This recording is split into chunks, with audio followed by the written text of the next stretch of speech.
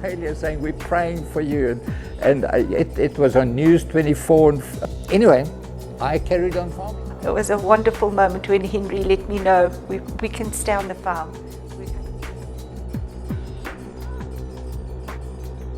But that morning in my time devotions, as I was spending time with God, reading my Bible, God spoke to me and warned me about deception. And I wrote it in my Bible, the 6th of June 2012, the Lord has warned me about deception. But I didn't know what it was about, I just didn't understand. And so when I got my farm back, I was wondering, is there a deception here or something? I didn't know what it was, but I had received a warning. I carried on farming, but all the time, in my back of my mind, I knew something's not quite right. And so, yeah, we received, there was so much news about this. We received many invitations to come to South Africa to speak to farmers and various churches. And so we started being introduced into ministry in South Africa as a result of that farm invasion.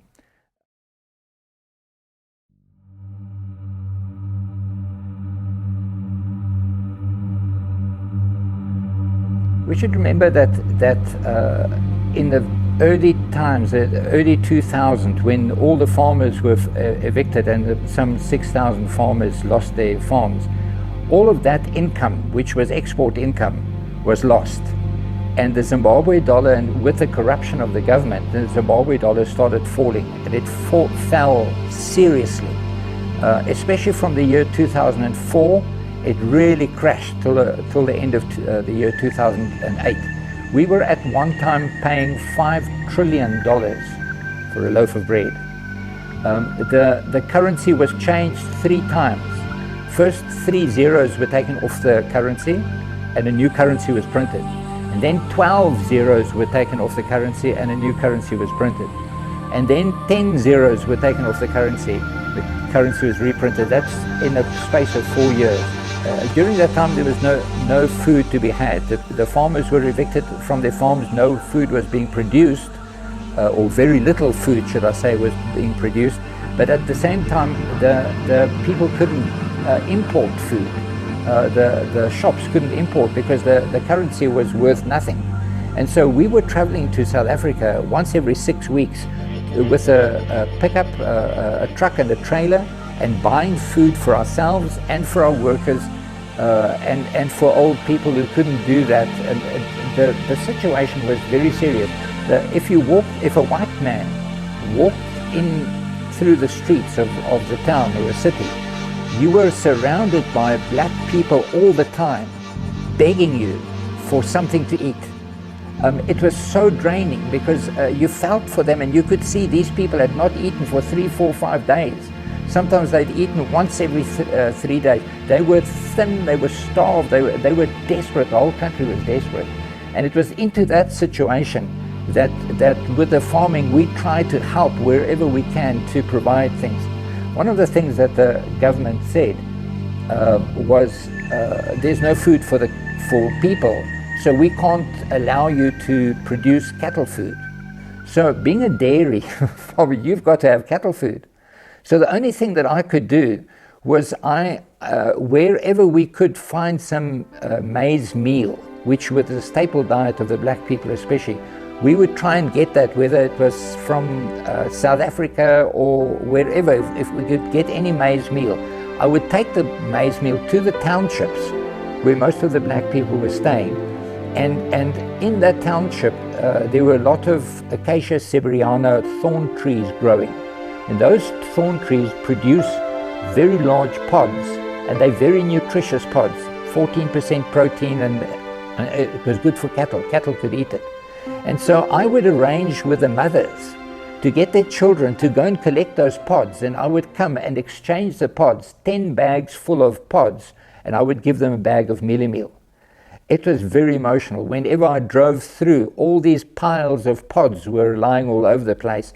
And then the mothers would come and the kids would get involved. They would jump on the trailer, much excitement. They're going to get some food today. And we'd load up these pods and count them into the trailer. And every 10 bags, I would give them a bag of mealie meal. And the black mothers would be crying and they would say, Nasi tindors, ja, today we are eating again. It was a very emotional time. So we were involved with trying to help people at grassroots level who couldn't eat anymore, who were struggling. Well, at the end of 2008, beginning of 2009, the currency had collapsed completely, and the government at last acknowledged that they couldn't do anything to help, and the whole currency went over to an illegal US dollar trading. But until that time, it was very difficult. If somebody gave you a quotation, the currency was falling so fast, you won't believe this. But when somebody gave you a quotation to do something for you, some business deal, that quotation was valid for 1 hour. Because after an hour, the value of the currency would have halved. And so people, when we went to buy, if you could buy something in a shop, if there was something, you would go with stacks of money, 100 notes in a stack, and you would pay with stacks of money. And there was so much money around that was worth nothing that the shop owner or the teller would not even count the money in the stack. They would just put it next to another stack to see if it was roughly the same. So that was the situation in Zimbabwe.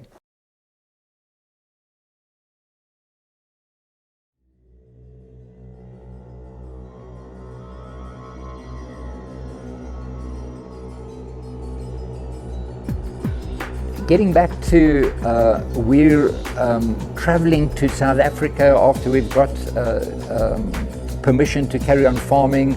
Every now and again we'd travel to South Africa, but still farming, and we'd be ministering back and forth all over the place, encouraging people. We just decide we're going to fill our hearts with faith. We refuse to accept the fear evoked by people saying, you're going to lose your farm, or this is going to happen, that's going to happen. We just said we're here to help people. And so that's how we lived. Towards the end of that year, we were ministering in Bloemfontein in South Africa. And on the way back, the night before we crossed over the border, I received a phone call from one of my farm workers to say that the police are looking for me. So I said, why are the police looking for me? I said, anyway, I'll be back home tomorrow, then I'll go and see them. So I went to see the police, and they promptly arrested me for cattle theft.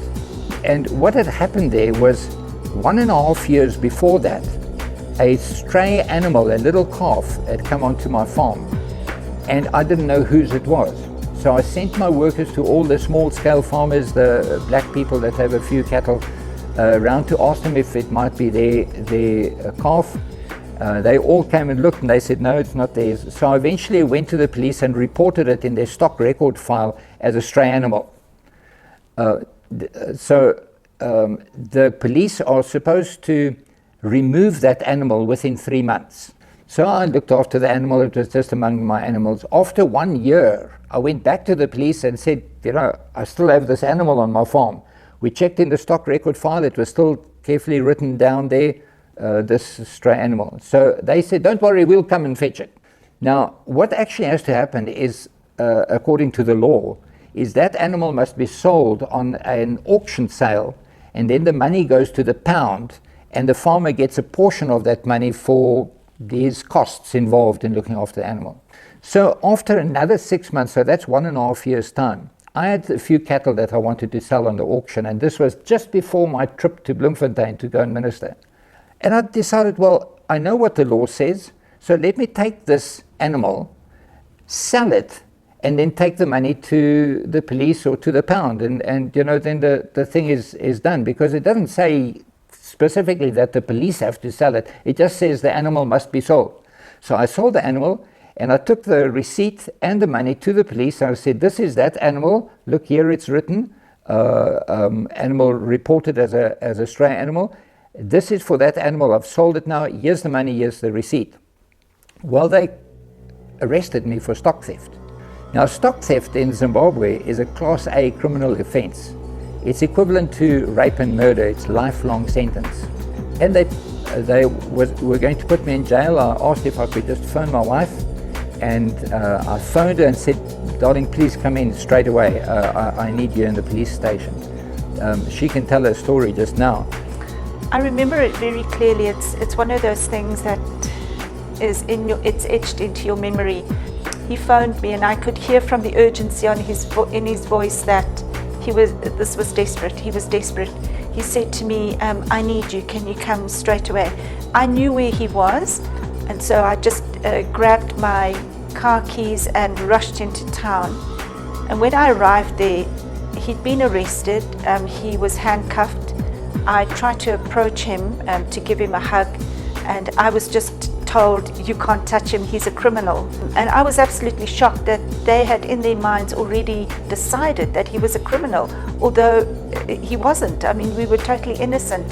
I begged them to allow me to take him down to the Central Police Station. They just didn't even bother listening to me. They wanted to march him through town. It was 5 o'clock in the afternoon. They wanted to march him through town, surrounded by police, from the rural police station where he'd been arrested, through town, down to the Central Police Station. And that's what they generally did with people, just to humiliate them. And they told me that's what they were going to do. And I begged them, I said, please, you can't do that. He can come in my car, you can all jump in my car. And they just wouldn't even listen. Eventually, our lawyer convinced them and said, look, let him jump onto the back of my pickup and I'll take him down. I couldn't even go to the Central Police Station. It was just so traumatic for me to see my husband go. I went home with his watch and his wallet and his hat. But she came in straight away, and they would not allow her to come close to me, to touch me. They'd already handcuffed me, and they took me into prison. I spent the night in prison, but I'd arranged with a lawyer who came to see me. He said, I can't take you, do anything about this now, but tomorrow morning we'll go to court and try and get you out on bail while we prepare for this case. So I knew that tomorrow morning was going to come, but in the meanwhile I was put in prison. And you know, just going into the prison door, they open the prison door, you go in, and they shut this big steel door behind you, and suddenly you're in almost total darkness. There were a few steel grid windows very high up, but very little light come in. It was very difficult. I was alone on the farm. I'd called the workers together and explained the situation to them, that the boss had been arrested. It was very, very trying for me. I didn't sleep much that night. I had all these thoughts going through my mind. What do I do if he's not allowed out on bail the next day? What do I do? I'm a teacher. I can't farm. I know nothing about dairy farming. What do I do? Our children are not interested in farming. Our son is in a different country. Our daughters and their husbands, they're not interested in farming. What am I going to do? So I had a lot of thoughts going through my mind, and it kept me busy the whole night. And early the next morning, I sat on the edge of my bed, and I was in a desperate state, and I cried out to the Lord, and I said, Lord, help me. You have to speak to me. Let somebody send me a message on my cell phone.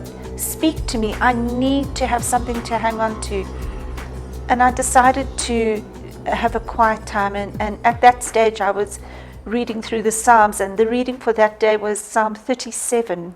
And I started reading at verse 1. And when I got to verse 33, I read the most incredible words. And it said, the wicked spy upon the righteous and seeks to destroy him. But I, the Lord, will not leave him in his hand. And when he is judged, he will not be condemned. And I knew God was giving me a promise to hang on to, that whatever happened, Henry will not be left in the hands of wicked, corrupt people. That's a message I conveyed to him, and we hung onto that verse. Little did we know that we still had many dark days ahead of us, but that verse kept us strong. Slowly my eyes started getting used to this dark situation, and the other inmates of the other prisoners in the cell. We were, I think there were 6 prisoners in that cell. And so I started chatting to the prisoners, and they of course wanted to know my story, and I asked them for their stories.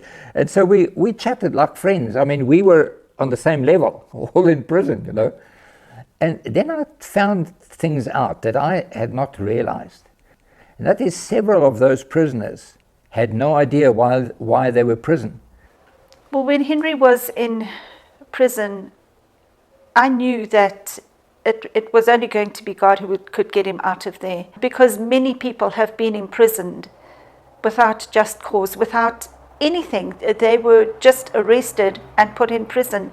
Farmers who were on their farms were just arrested and put in prison. And that was difficult for farmers' wives, you know, just comprehend it and just to understand and just to wonder, are their husbands ever going to get out of these situations? One young man said, I arrived in town, I had some place I needed to go urgently, and so I came in with a bus, and when the bus stopped, I jumped off the bus and ran to get to the place where I needed to go. And a policeman grabbed me and said, if you're running, you must have done something wrong, and put me in prison. And he said, they took my cell phone away, they took all my valuables away, I couldn't inform my people where I was, and so my family don't know where I was. And I've just kind of disappeared. It was several days that he'd been in prison. Nobody knew where he was. And I said to him, well, if I get out of prison tomorrow on bail, you just give me your family member's name and I'll scratch it on my skin, so that when I get out, I will phone that family member and tell them where you are, just to help them. Some of the other prisoners were sick there. I prayed for them, for God to heal them. We had quite an interesting time of ministry there in the prison cell. But when we went to sleep late that night and all the chatter finished, I lay on that floor. It's just a concrete floor. They gave me a little blanket. That was it, just a little blanket to lie on, shorts and t-shirt. The wrestling started. It was like the devil just came and mocked me and said, what are you doing? You're supposed to be a Christian, and now you're in a cell, and what are people going to say, and what are your children and grandchildren going to say if you spend the rest of your life in prison? Your grandchildren are forever going to be affected by that. And you know, all these thoughts came over me. It was a terrifying experience. It was in the middle of the night, and in this terrifying experience, I lay there and I suddenly remembered a scripture which says in the book of Psalms, he who calls on the name of the Lord will be delivered. And I prayed and said, Lord, I'm calling on your name. I don't know how I'm going to get out of this. The police are absolutely corrupt. You can't trust them. They are not for you, they're against you. And so I don't know how I'm going to get out. It was a terrifying time. But as I prayed like that, suddenly a peace came over me, and I felt the presence of God come over me. I almost physically felt that. The presence of God came over me. Now you must know that it's dark and dingy in that cell. There's no fresh air there. And I'm a person, I like fresh air. And here I'm sleeping in the cell with other people, and we're close together, and there's no fresh air. Well, as this peace of God came upon me, a fresh breath of air started blowing over my nose and my mouth. Where it came from, I don't know, except it must be the Holy Spirit. And it blew over my nose and my mouth the rest of the night until morning, until they opened the doors for us to go into the space, the toilets and so on. That was a horrific experience. They took me then the next morning to the court underneath, but they chained me with leg irons so that I could only shuffle like that. I mean, I'm a very dangerous criminal, you understand. and handcuffed and underneath the courtrooms. And eventually my name was called, and I went up into the court, into the docks. And I saw my wife sitting there. I felt so sorry for her. She was the only white person in this courtroom. And the lawyer asked for me to go off on bail. And the magistrate looked at me. She said, have you got $50? It's US dollars now. I said, yes, I do. She said, pay $50 and you can go out on bail. Now you must understand, this was a Class A criminal offense that I'm charged with. And she lets me go on bail with $50. That was a miracle. We'd been wondering, you know, are we going to be paying thousands of dollars for bail and so on? And you know, when you pay, you're never going to get that money back. So I was allowed to go off on bail, and went back home with Mandy. And as we drove onto our farm, it started raining. It had been a drought. It started raining. It was like just the blessing of God saying it's going to be okay. You will be quite fine.